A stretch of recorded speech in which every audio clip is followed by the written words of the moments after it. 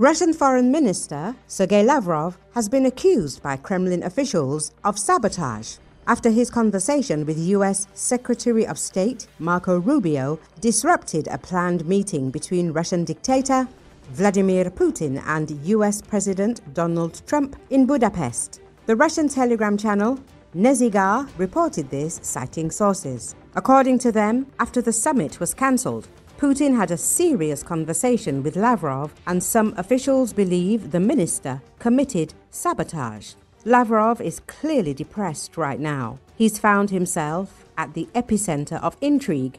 The channel quotes one of its sources as saying, according to the source, many are now convinced that Lavrov is following in the footsteps of Sergei Shoigu, who lost his post as head of the Russian Ministry of Defense last May. The interlocutor adds that Lavrov has lost the favor of the head of the Kremlin regime and now appears as a weak element. Meanwhile, the foreign ministry of the aggressor country is now forced to make public leaks, proving its innocence in the disruption of the meeting between Putin and Trump. The channel writes that Lavrov, taking a tough stance in his conversation with Rubio, thought he was expressing Putin's position, but this allegedly turned out to be wrong. But Lavrov managed to discredit the Dmitriev-Witkoff communication channel in the eyes of Rubio and Trump, the report said. The subsequent urgent visit by Kremlin's special envoy Kirill Dmitriev to Washington proved a failure and did not help rectify the situation. Following the diplomatic failure with the United States, Russian Foreign Minister Sergei Lavrov fell out of favor with Putin for the first time in years. He was suspended from key meetings and delegations in the Kremlin, according to Russian media. The 76-year-old minister, considered the Kremlin's main voice abroad for decades, suddenly disappeared from view. He failed to appear at a Security Council meeting and lost his status as head of the G20 delegation. Western publications describe the state of the Russian foreign minister as anger, intransigence, and stubbornness. Russian media reports, after an unsuccessful conversation with U.S. Secretary of State Marco Rubio, which led to the cancellation of the planned Putin-Trump summit, Lavrov suddenly disappeared from all official events. Lavrov was absent from the meeting of the Russian Security Council, where Putin instructed it to consider the resumption of nuclear testing. He was the only permanent member of the Security Council absent from the meeting. The White House recently stated that Lavrov is clearly tired. The Kremlin then dealt another blow.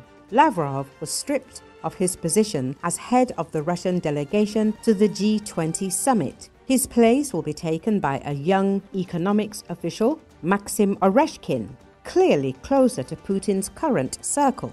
This decision by the Kremlin looks like a demonstrative surrender of an old warrior. Lavrov, long a symbol of Putin's diplomacy, has become an inconvenient figure, too old, too predictable, and too closely linked to foreign policy failures. Diplomatic circles say the failure of the talks with the US was the final straw. Lavrov tried to convince the Americans of the need for a meeting between Putin and Trump in Budapest, but the conversation ended with a firm refusal and new sanctions against Rosneft and Lukoil.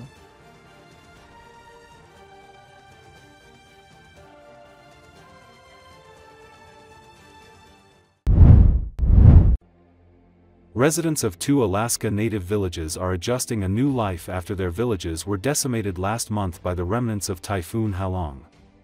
The storm inundated the low-lying villages in Alaska's Yukon-Kuskokwim Delta. Rising waters forced homes off their foundations, and many floated inland with their residents still inside.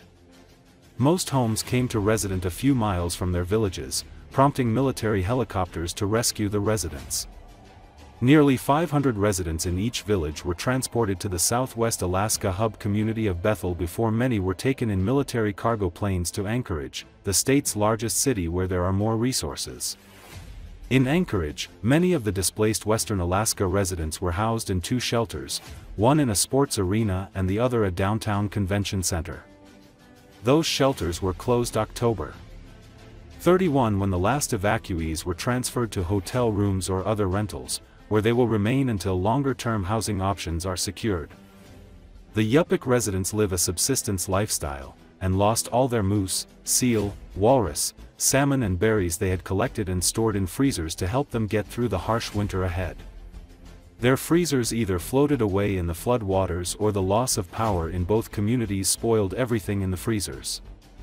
Residents also lost valuable family treasures, like photos and collectibles.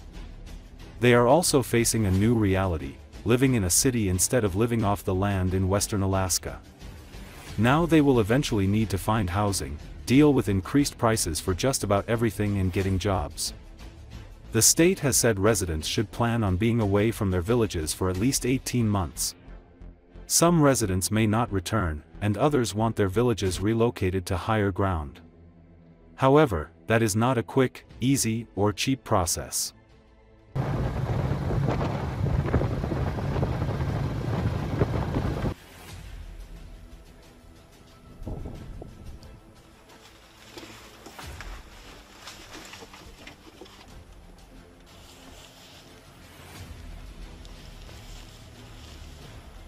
Until somebody right here. You see this pipe stick through the wall?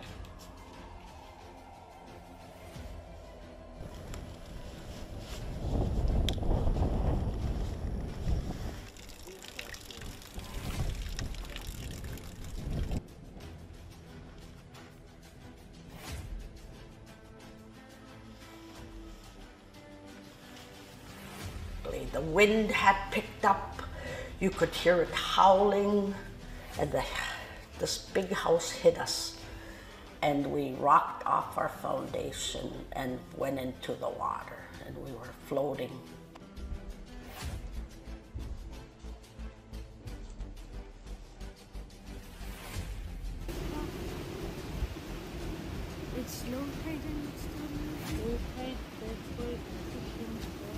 A lot of people have claimed they're not returning. They don't want to do this again.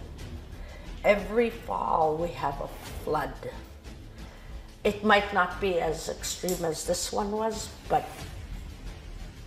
as the years have set in, we're seeing that the climate warming is increasing the storms, and they're just getting worse and worse.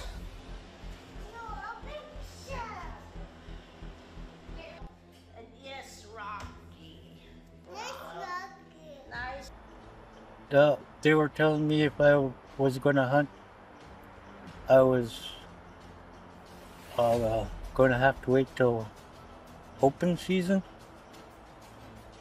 or